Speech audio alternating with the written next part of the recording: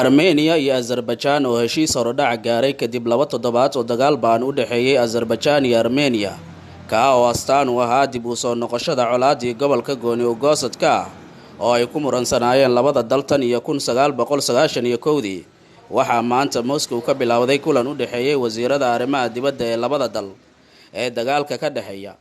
Wasiirka arrimaha dibadda Ruushka Sergey Lavrov oo shirka gudoominayay ayaa sheegay in lagu heshiiyay in laga bilaabo 12 duhurnimo oo 10 Oktoobar xabad joojin ayaa lagu dhawaaqay. 2 isweydaarsiga maxaabiista dagaalka iyo maxaabiista kale iyo aaska dadkii dagaalka ku dhintay. Sidoo kale wasiirada arrimaha dibadda ee Armenia iyo Azerbaijan ayaa sheegay in faahfaahin dheeraad ah oo ku saabsan xabad joojinta shirar dheeraad ah laga yeelan doono.